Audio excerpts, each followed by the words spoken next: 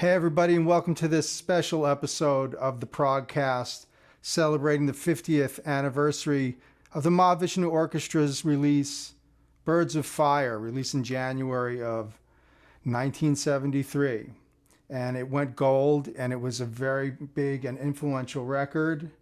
And we've been playing this music for years, but we're going to be playing it live in celebration this year with the MAHAVISHNU Project around everywhere in the Northeast to start, and on Tuesday, April 18th at the City Winery in Boston. So Boston area folks, look out for us. And we have on keyboards and my co-director of the MAHAVISHNU Project, Neil Alexander. What's up, people? Hi, Neil. Hey, Greg. What's happening? Man, I was thinking about the impact that this record had on me as a kid. In my house, my uncle was living with us at the time, going to college in Teaneck.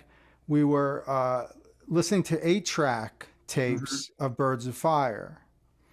And I remember just initially just falling in love with that music at the age of 10 in 73. Right. And it was so much just normal to hear that music. And I just thought at one point, this is the hardest music ever you could play.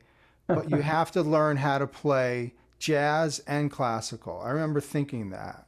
At age 10, that's pretty impressive.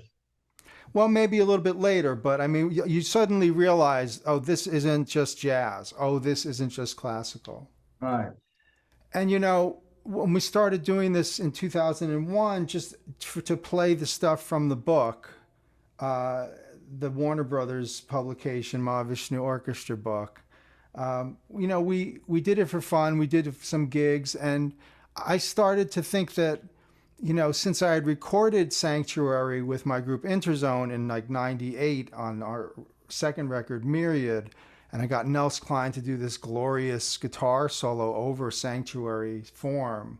That's really good. I thought, this is serious repertoire. Why is this music not being played live? So it just sort of took on its own volition and really just was about exploring more and more of the repertoire. And so we've done everything up through now starting to do stuff. After we did complete Emerald Beyond, now we're doing complete Birds of Fire and even looking at some Inner World stuff recently, right? Yeah, that's been a real blast playing that stuff. And we continue to add more and more music, which is really, we go deeper and deeper into the catalog and pull out more things. We're talking about doing projects with vocals now. So there's a lot of, it's an ongoing process to get as deep into this as we can. And it's its own reward, no doubt. I remember first heard Birds of Fire. It came out when I was about 13. I didn't understand it right away, but by the end of that year, by the end of 73, I went back to it and I realized, okay, I need to, like you said, it's not just jazz, it's not just classical, but I came from very heavy into progressive rock.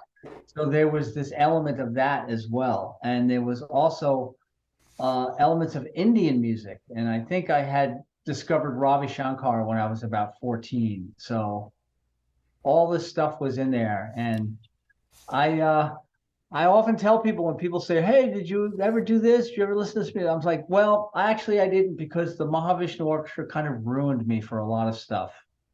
It was such a high bar that even when I was introduced to the Dixie Dregs, I was like, well, yeah, they're great, but they're no MAHAVISHNU, and in retrospect, maybe that wasn't the best attitude to have. But when we got the MAHAVISHNU book in high school in 1977, me and my friends, who were like 2 drummers, a bass player, 2 guitar players, a wind player, we were so excited to have this document that we began working through all the material in there, and we would trade roles. The bass player would play the violin parts, I would play the bass parts, the guitar player would play the keyboard, and we kept swapping parts until the group of us all knew the music forwards and backwards, inside and outside. And I mean, that's kind of part of how my formative years, And that's And really the approach that we continue to use. You know, with the Mahavishnu stuff, we use it as a platform for improvisation and creativity, but the form, the modes, the rhythmic elements, these are all very much baked into the process, and that's something we don't mess with.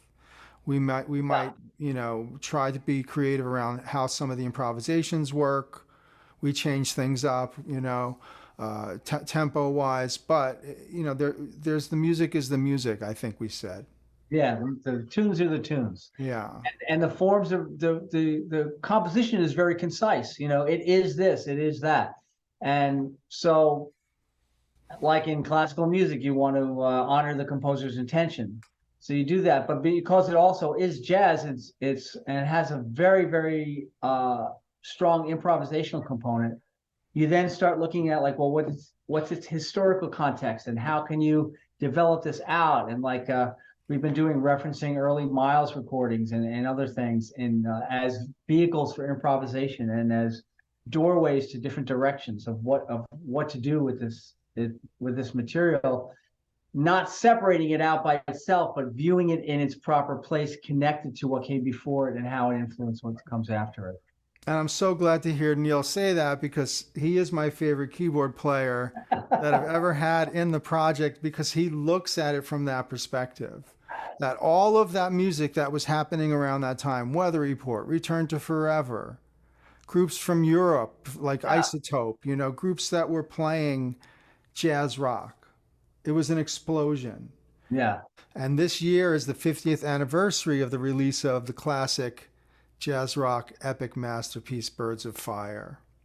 So we're going out and playing the entire album live, interpreting the music our way, having fun with the music. And we do that with the blessing of John McLaughlin and Jan Hammer and all the original members. Love to Narda, Michael Walden, and Dennis Chambers, and all the people that have been so supportive of what we're doing in this form of jazz repertoire. And I know that working with Neil Alexander, he's a master of this form, unlike any that I've ever worked with. He knows all of the Zawinul information. He knows all the Jan Hammer information, and that's where we connect. And so we're authentically kind of bedazzled by this music from an early age. And so we're looking forward to bringing it to you. My favorite tune, Sanctuary, will be in there. And what else are we doing, Neil? Well, we're doing a handful of beautiful tunes by the great guitarist Jeff Beck to support his in memoriam. He passed away earlier this year. So, and we have been doing Jeff Beck music for quite a long time with a lot of people. All eras of Jeff Beck, from the early stuff to the fusion stuff. We've done just about everything off of Wired now, I think. Yeah. You know, live with the Jan Hammer group. That was a seminal record for both of us. You know, it's kind of. But yeah, so we'll be doing a set of some of our favorite Jeff Beck tunes as well, including "Where Were You" and "Big Block" off Guitar Shop, Beck's Bolero, and lots of other favorites. That's right. And so we've always made the bridge between Jeff and John, and knowing that John wrote the foreword for the new JB book is so meaningful, where, you know, he declared Jeff Beck his favorite guitarist of all time. And they've been friends for a very long time too. Yeah. Right. And Jeff talks he has a video where he's demonstrating all his guitars. And there's one specific moment he goes, "Oh, this Strat, I got this from John McLaughlin." And the black Les Paul on Wired and on Intermounting Flame are the same guitar. Oh, I didn't know that. Yeah, so that guitar makes multiple appearances between the two of them. So yeah, we're kind of we're in it deep, Yeah. and love it very much. So we hope to see everybody in the Northeast. We have shows cooking for Philly area, Baltimore area, and also hit all our socials, which if you have comments of where we should be playing, hit us on Facebook. And coming up on Tuesday, April 18th, that's next Tuesday, City Winery in Boston, special discount for Berkeley music students. Yes. Okay, everybody. See you there. See you out there. Music Sir. of John McLaughlin. Awesome. Peace.